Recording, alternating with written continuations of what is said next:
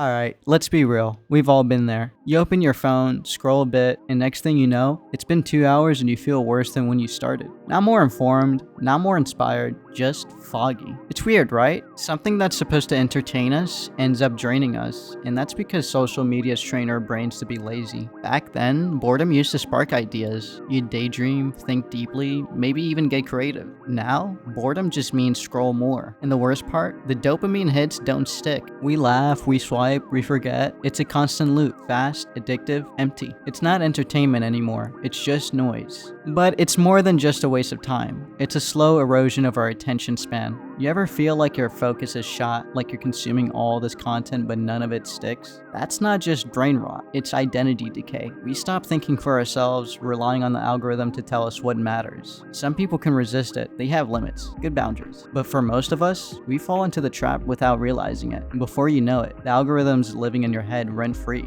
And it doesn't stop at just consuming content. We start becoming it too. We don't just watch creators anymore, we become them. We copy their opinions, their humor, their slang, not because we're weak-minded, but because the content is designed to influence. It blurs the line between admiration and imitation. Soon, you can't even tell where your voice ends and theirs begins. This is where things get interesting. Let me hit you with an anime bar real quick. Remember Stain from My Hero Academia? He said most heroes weren't real, they were just in it for the clout. Tell me that doesn't sound like half of social media right now. We've got people preaching growth, peace, authenticity, but off camera, it's all for clicks. All for optics. Fake heroes. Viral first, values second. But here's the good news. You don't have to quit social media cold turkey. You can still use it, but you need to take your mind back. Curate what you watch, question what you absorb, be slower, more intentional. Because your thoughts, your voice, they actually matter. Stop letting an algorithm decide who you are. One thing to watch out for,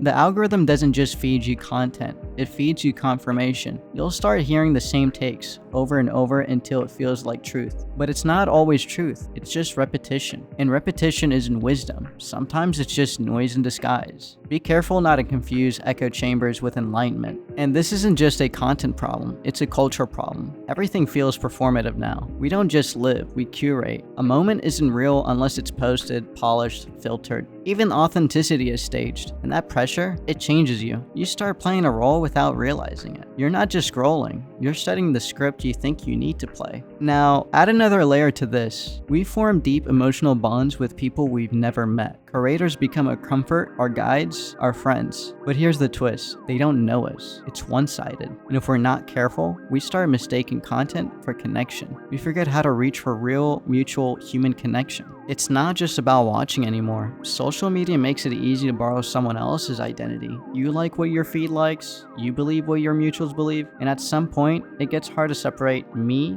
from them. You've got their taste, their tone, their takes. But where are you in all of that? When did you stop forming your own? And here's the thing, ever feel like you're tired even though you've done nothing all day? That's content fatigue. We trick ourselves into thinking we're relaxing or learning, but we're really just overwhelming our brains, watching without resting, consuming without processing. You don't need more input, you need stillness. Because here's the truth. Your feed is a reflection of your mental diet, and just like food, you are what you consume. So start asking yourself, is this making me better? Is this helping me grow? Because if it's not, then it's not feeding you. It's feeding on you. And I'm not saying you have to drop social media altogether, but you do need to find the signal in the noise. Stop letting apps think for you. Stop letting your worth be defined by likes, shares, or comments. You were made for more than that. Don't lose your voice in the noise. You have the power to choose what you feed your mind, and that's the first step towards real freedom. So what now? It's time to step back and take control. Social media's got its place, but it shouldn't have your mind. Start questioning what you're consuming and why. Curate your feed, take intentional breaks, and reclaim your focus. Remember, you don't need to be constantly plugged in to live a meaningful life. You've got this, and it starts with taking back your power. If this video resonated with you, make sure to like, comment, and subscribe for more. Share this with someone who needs to hear it too. Thanks for listening. Stay grounded, stay mindful.